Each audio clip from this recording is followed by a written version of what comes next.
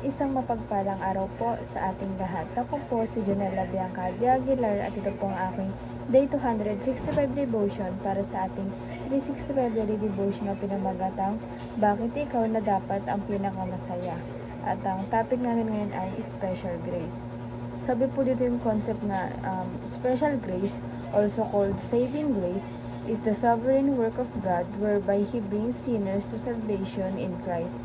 Unlike common grace, which is given to all, special grace is effectual and particular. It is applied only to God's elect, drawing them irresistibly to faith and repentance.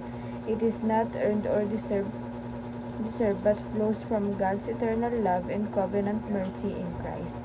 At ang Bible verse natin matagpuan sa 2 Timothy chapter 1 verse 9, He has saved us and called us to a holy life, not because of anything we have done, but because of His own purpose and grace. This grace was given us in Christ Jesus before the beginning of time. At sa Tagalog po, na siyang sa atin ay nagligtas at sa atin ay tumawag ng isang banal na pagtawag, hindi ayon sa ating mga gawa, kundi ayon sa kanyang sariling layunin at biyaya. Ang biyayang ito ay binigay sa atin kay Kristo Jesus bago pa nagsimula ang mga panahon. At ang teachings po natin ngayon ay number 1. Common grace is for all people. Ito po, yung biyaya, yung tawag ito, yung biyaya ng ating Panginoon, yung kabutihan niya, tawag ito, yung generosity na ating Panginoon para sa lahat yun. Hindi namimili ang ating Panginoon kahit pa believers ka or non-believers ka, pantay-pantay lahat yun. Kaya huwag natin sabihin sa ibang tao na parang minamak natin sila na porket hindi sila nagsisimba or hindi nila kilala ang ating Panginoon, hindi na sila ligtas. Dahil kahit naman tayong believers, wala tayong karapatan na sabihin sa ibang tao na gano'n. Dahil wala naman tayo sa posisyon para magsabi ng gano'n sa kapwa natin. Kaya yun po, yung common grace sa ating Panginoon para sa lahat po yun, walang kinikilingan yung ating Panginoon, kundi pantay siya, fair siya sa atin. And number 2 po, special grace is for believers only. Ito naman po, kung may common grace, may special grace naman po, which is yung mga believers, para sa believers lang yun. Sinarin din yung salvation kasi tinanggap natin yun nung tinagkilan natin sa buhay natin na si Jesus Christ na yung mag-drive sa buhay natin. Ayun po, ibinigay niya yun at tinanggap natin yun sa Kanya.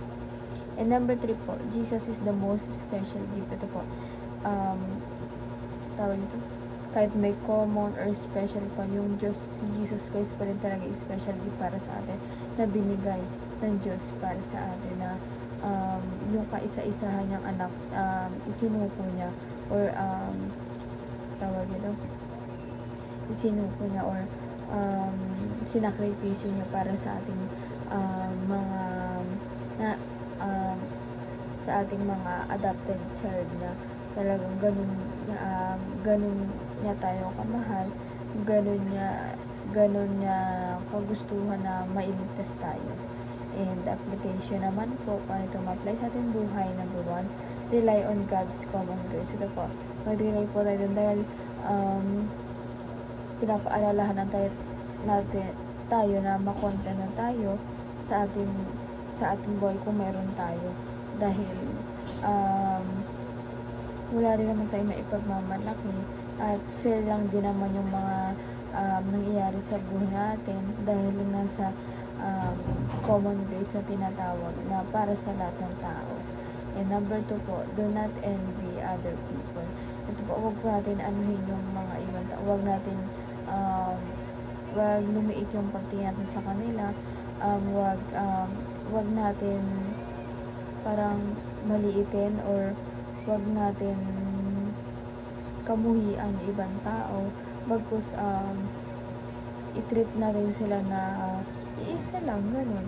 Kung paano i-treat, lalo sa pamilya, kung paano i-treat yung magulang mo, kailangan gano'n din i-treat mo yung ibang tao. Dahil pantay-pantay lang din, lalo yung pagmamahal na binibigay mo sa kapwa. And number 3 po, thank God for special grace. Ito po, for believers talagang laking pasasalamat natin dahil sa biyaya natin Panginoon, yung common grace na natanggap natin dahil sa kabutihan at sa biyaya natin Panginoon. And di lamang po ang aking devotion ngayong araw. Sana po matutunan kayo at huwag mo tayong kalimutan na i-share sa ating mga mahal sa buhay, and God bless po sa ating lahat.